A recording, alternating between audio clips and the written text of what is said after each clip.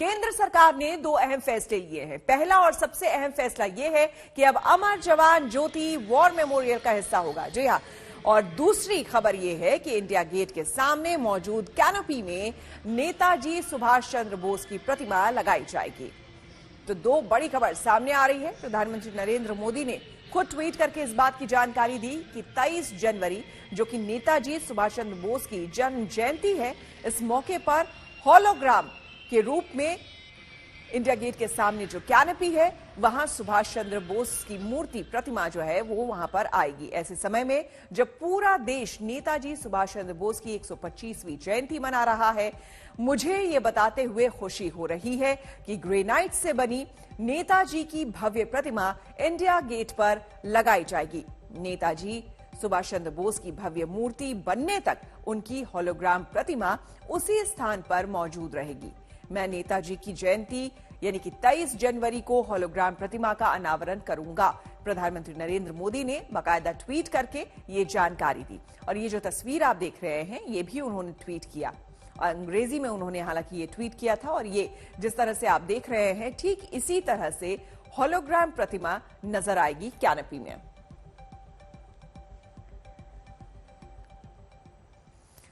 तो आपको बता दें कि इंडिया गेट के ठीक सामने मौजूद कैनोपी में नेताजी की प्रतिमा लगाई जाएगी और इसी कैनोपी में पहले किंग जॉर्ज V की प्रतिमा थी जिसे 1968 में हटा दिया गया था।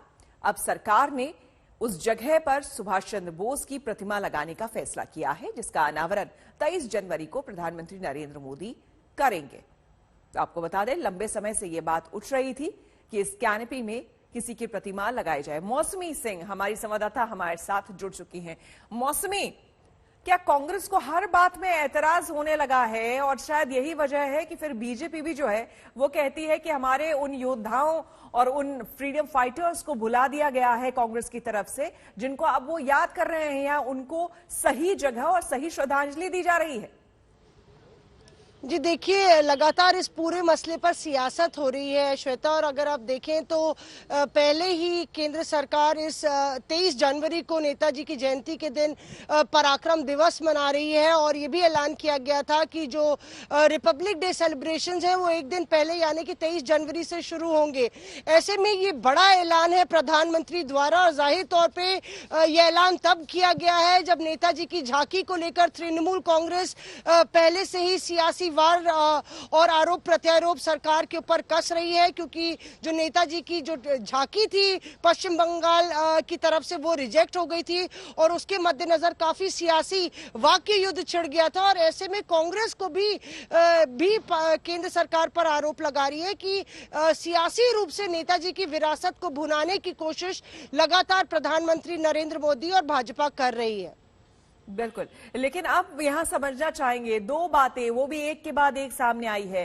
पहले इस बात को लेकर कि अमर जवान ज्योति जो है उसे बुझा दिया जाएगा, ये अपने आप में दुखद है। राहुल गांधी का ये ट्वीट, ये क्या दर्शाता है और लोगों को क्या बताने की कोशिश? देखिए, एक तरफ कांग्रेस का ये आरोप है कि लगातार जो एक परंपरा रही है, भाजपा की ये आदत बन गई है कि पुरानी परंपरा और इतिहास को वो अपने हिसाब से मिटाती रहती है। उनका ये आरोप है कि अमर जवान ज्योति की जहां तक बात कहें तो वो एक गौरवशाली इतिहास है पराक्रम का और सैक्रिफाइस का, और इसके मद्देनजर उसको बुझाना जो है वो एक गैर संवैधानिक और अनैतिक कार्य है जो भाजपा कर रही है। दूसरी ओर अगर आप देखें तो लगातार भाजपा की तरफ से ये कहा जा रहा है कि ये हमारे वीरों को जो है वो सलामी है, उनका आदर और उनका सम्मान है, ना कि उनका निरादर है। तो रिपब्लिक डे से पहले श्वेता एक बार फिर से पूरी अमर जवान ज्योति पर जो विवाद है वो छिड़ गया और यूथ कांग्रेस वहां पे प्रोटेस्ट भी कर रही है अभी इंडिया गेट पे इस पूरे मसले को लेके। ये तब है जब राहुल गांधी ने ट्वीट करके इसकी आलोचना की है। बिल्कुल, यानी कि सियासत अभी और गरमाने वाली है। आप बने रहे मौसमी, आपसे और हम जानकारी लेंगे।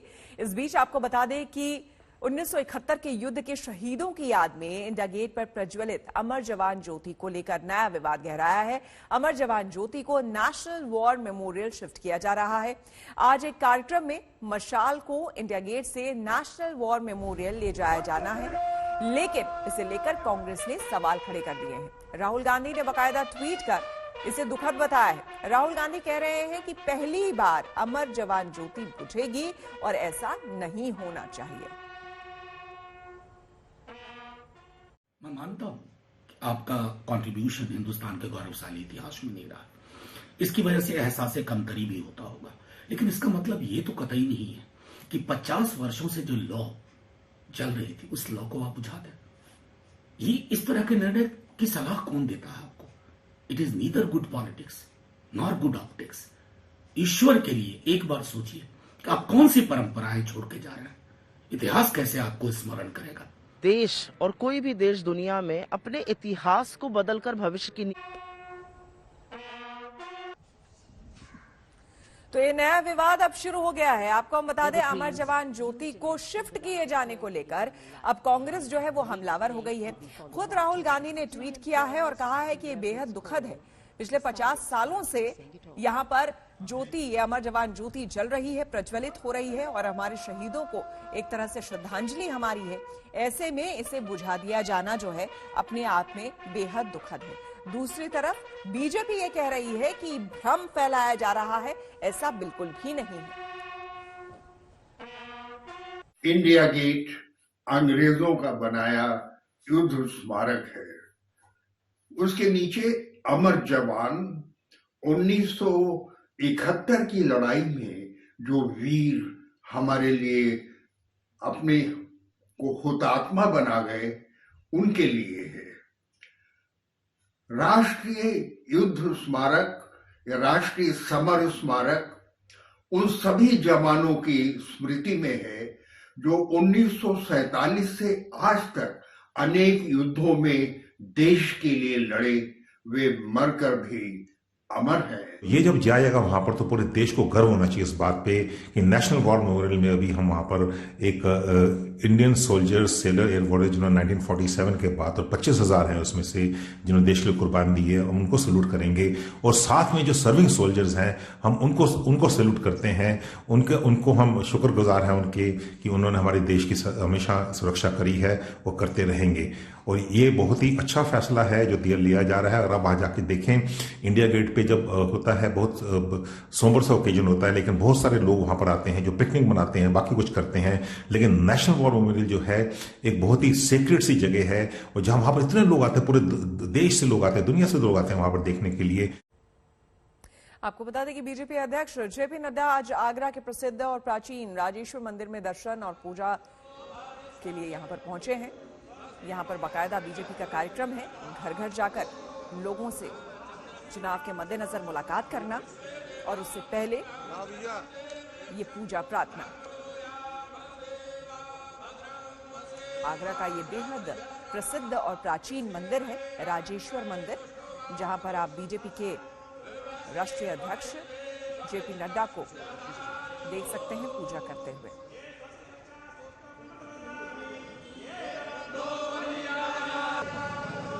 पूरे विधि विधान से यहाँ पर पूजा अर्चना कर रहे हैं। आज जेपी नड्डा का यहाँ कार्यक्रम है, लोगों के बीच जाने का और प्रचार करने का। उत्तर प्रदेश में चुनाव की तिथियां नजदीक आ रही है, चुनाव की घड़ी नजदीक आ रही है और उससे पहले बीजेपी की तरफ से ये कार्यक्रम चल रहा है, घर घर जाकर लोगों से मुलाकात।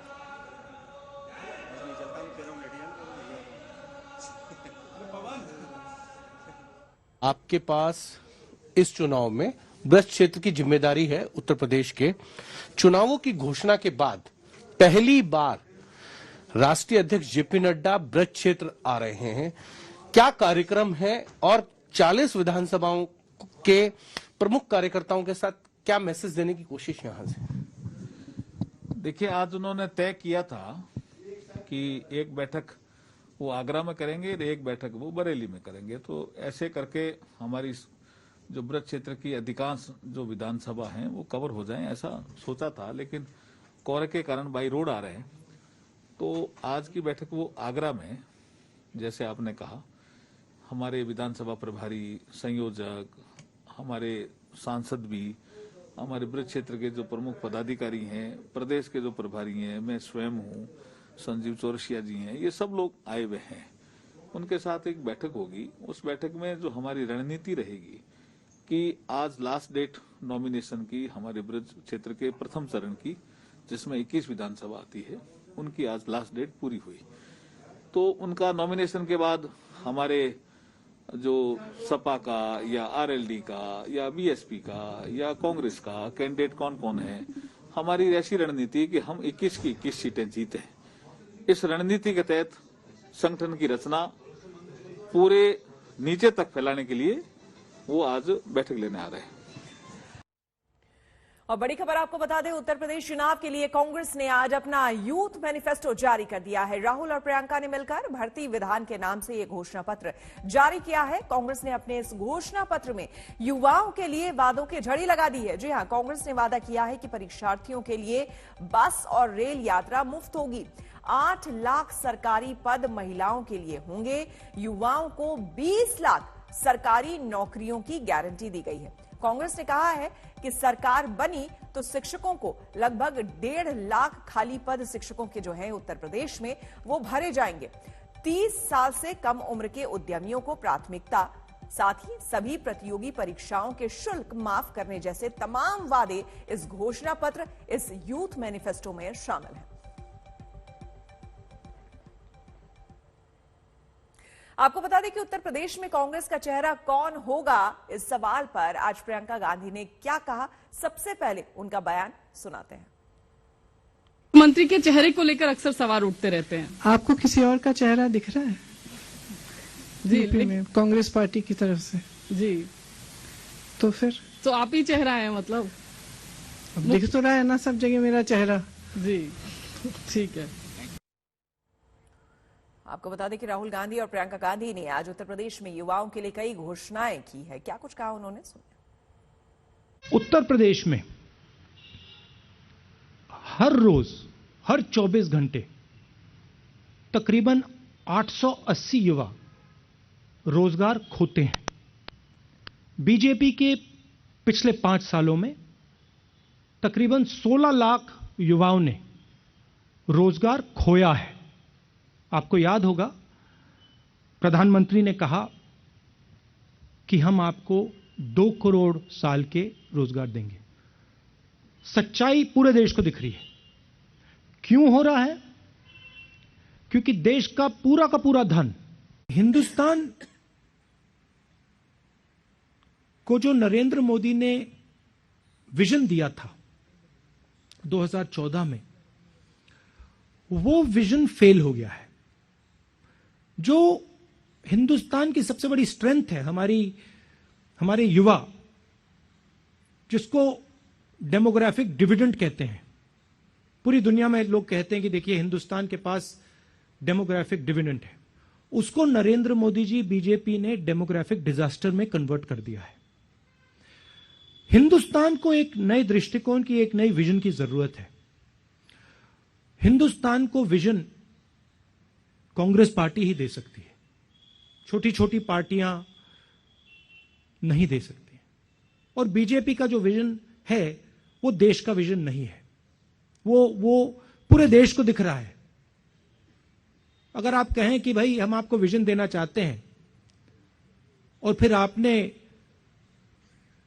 40 साल में सबसे ज्यादा बेरोजगारी पैदा कर दी, तो देश का विजन नहीं हो सकता है। आज उत्तर प्रदेश में असलियत ये है कि अगर आप विज्ञापन देखेंगे और आप देखेंगे कि योगी जी अपना विज्ञापन कितना करते हैं, चाहे दिल्ली में चाहे उत्तर प्रदेश में, शायद ही उसकी जो बजट है कुछ और चीजों से ज्यादा है जिसमें हमारा ध्यान होना चाहिए।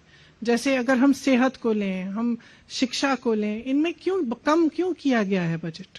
क्योंकि आपका ध्यान कहीं और है और आप उस वजह से आपके पास सुविधाएं नहीं है, आपके पास, आप कहते हैं कि पैसा नहीं है, साधन नहीं है कंप्लीट करने का। एक्चुअली सच्चाई है कि है, आप करना नहीं चाहते।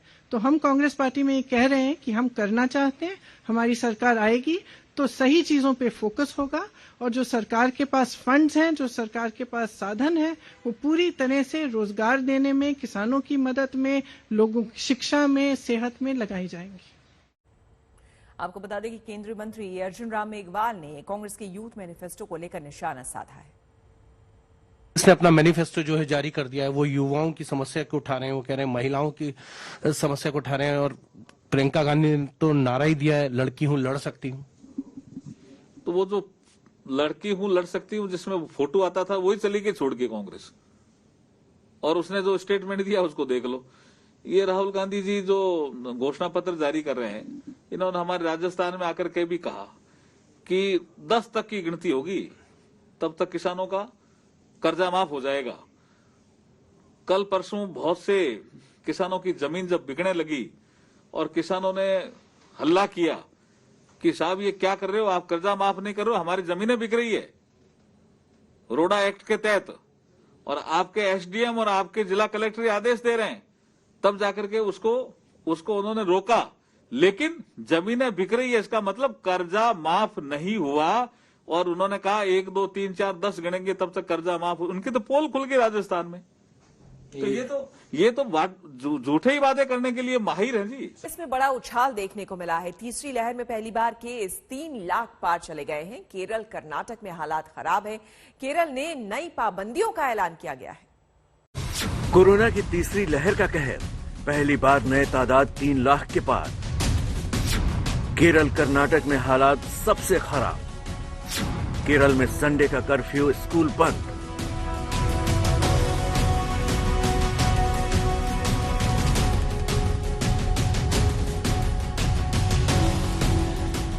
देश में कोरोना की तीसरी लहर आहिस्ता आहिस्ता अब अपना रंग दिखा रही है। हफ्ते भर से नए केस का आंकड़ा 2.5 लाख के आसपास था, लेकिन गुरुवार को पहली बार देश में नए केस ने छलांग लगाई। देश में गुरुवार को 3,17,532 नए केस दर्ज किए गए और 491 लोगों की कोरोना से मौत हो गई। अब देश में कोरोना के एक्टिव केस 19,24,000 से ज्यादा हो गए हैं। चिंता की बात यह है कि पॉजिटिविटी रेट 16% से ऊपर है। विशेषज्ञ चेता रहे हैं कि कोरोना केस का आंकड़ा अभी और बढ़ सकता है और अब छोटे शहरों में खतरा हो सकता है। हालांकि दिल्ली, मुंबई में तादाद घटी है, लेकिन अब कोरोना छोटे शहरों और गांवों में फैल सकता है। टेस्टिंग ज्यादा होनी चाहिए ताकि सही आंकड़ा पता चल सके। साउथ के राज्यों में कोरोना का मामला लगातार बिगड़ रहा है। केरल से लेकर कर्नाटक और तमिलनाडु में भी केस की तादाद में अचानक उछाल आया है। सबसे प्रभावित राज्यों पर एक नजर डालें तो केरल में हालात सबसे खराब हैं। यहां गुरुवार को 46,387 नए मामले आए। इससे भी ज्यादा चिंता वाली बात पॉजिटिविटी रेट को लेकर रही, जो 40% को पार कर गई। कर्नाटक में 47,754 नए केस आए। अकेले बेंगलुरु में 30,540 केस आए। पॉजिटिविटी रेट 18% से ऊपर है। महाराष्ट्र में हालात ठीक नहीं है। 46,197 नए केस के साथ राज्य में 2,58,569 एक्टिव केस हो गए हैं। तमिलनाडु में भी 28,561 नए केस आए हैं। एक्टिव केस बढ़कर 1,79,205 हो गए हैं। आंध्र में 12,615 नए केस आए हैं और कुल एक्टिव केस करीब 50,000 हो गए हैं। केरल में हालात को देखते हुए नई पाबंदियां लगाई गई हैं। केरल में रविवार को लॉकडाउन होगा। आज से स्कूलों को भी बंद कर दिया गया है। दिल्ली में मामले कुछ कम हुए हैं। गुरुवार को 12,306 मामले आए, लेकिन अब लोगों को टेस्टिंग के लिए खासी दिक्कत हो रही है। दिल्ली में एक हफ्ते में 200 लोगों की मौत हो चुकी है। डॉक्टर चेता रहे हैं कि वैक्सीनेशन बेहद जरूरी है। कोरोना से हालात दिनों दिन बिगड़ रहे हैं। अस्पताल में दाखिल मरीजों की तादाद भी बढ़ रही है। यही वक्त है संभल जाने का। आज तक ब्यूरो। ओमिक्रॉन के असर से आई तीसरी लहर ने कई राज्यों में प्रतिबंधों की वापसी की है। इन प्रतिबंधों में बाजारों को जल्दी बंद करना और आयोजनों को सीमित करने के निर्देश शामिल हैं। ऐसे में रिटेल बिक्री पर इस रोक का सबसे ज्यादा असर हुआ है। साथ ही इवेंट और फूड इंडस्ट्री भी अब सरकार से राहतों की मांग कर रही है।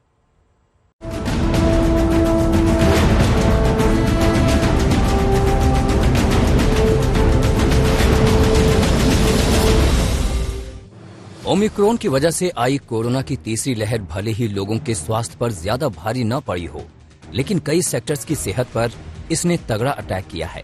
हॉस्पिटैलिटी से लेकर वेडिंग और इवेंट इंडस्ट्री के साथ ही रिटेल और फूड इंडस्ट्री तक को इसने तगड़ी चोट पहुंचाई है। प्रतिबंधों की वजह से सामान्य बिक्री के साथ ही शादी ब्याह के लिए होने वाली खरीदारी में कमी आई है।